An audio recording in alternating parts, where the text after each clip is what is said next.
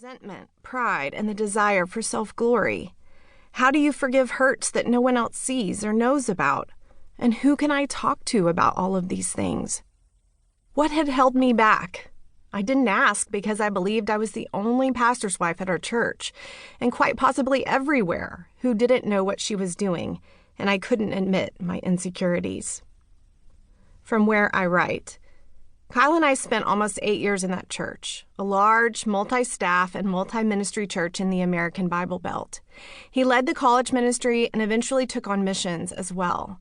We grew in marriage, expanded our family through the births of our 3 boys, and internalized ministry lessons we learned both through trial and error and through the example of other pastors and their spouses on staff. Around the time our 3rd baby was born, God put an inescapable and holy discontent in our hearts.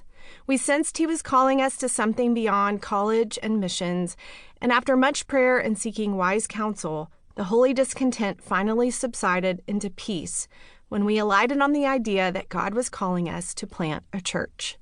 6 months later, we moved into a new home in a small city I hadn't known existed a year prior, Charlottesville, Virginia. This new place was liberal-leaning, intellectually driven, and just outside the Bible Belt, and we found ourselves facing newfound ministry challenges. For one, we didn't know a soul, so there was that. But also, we were church planting, which we quickly discovered was a totally different creature than serving at an established church. We started our church with 10 people in our living room, 5 of whom carried the Hoover last name. I spent the entire first gathering chasing a crawling baby and keeping a toddler and preschooler snacked and entertained while my husband taught from Philippians. I missed most of the teaching time because I was off wiping bottoms in the bathroom. There were tears, the first of many to come when the 5 non-Hoovers left, and there were new questions and uncertainties nagging at me. How am I supposed to manage all of this? How will I engage people when I'm always wrangling my kids in a different room? How do I help my husband take breaks from the constant demands of ministry? What do I do with my own spiritual and emotional needs when I'm always pouring out for others? How can I ensure my kids grow up to love God and His church? Will ministry always be this exhausting? Am I going to make it?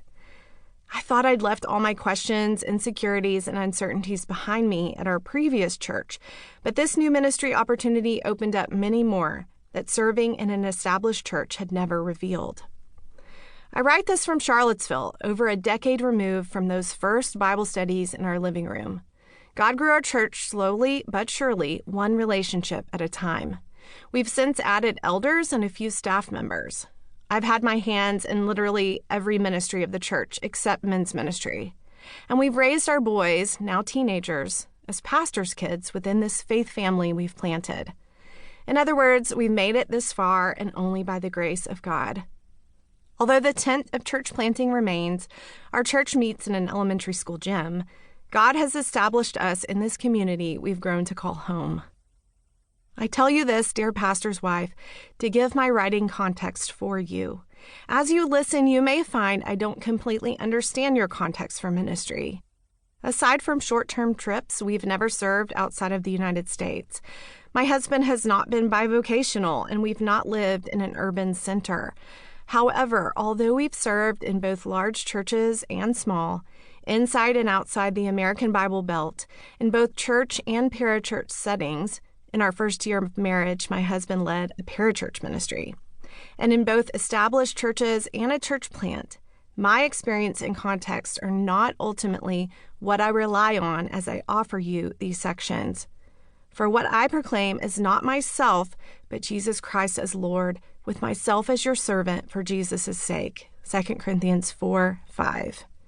In other words, I've written this book to you as that veteran pastor's wife, purposefully coming down the street to see you, sinking into the cushions on the other end of your couch, and digging deeply with you into the challenges we all face at some point in our ministry. Those insecurities and uncertainties you have, you're not the only one. Imagine my demeanor with you like this as you listen to my words. I'm leaning forward, listening. I'm willing to hear and address the things you're afraid to say and ask because you think you should be further along by now. I'll tell you stories of my own foibles and fumbles and the tangled webs.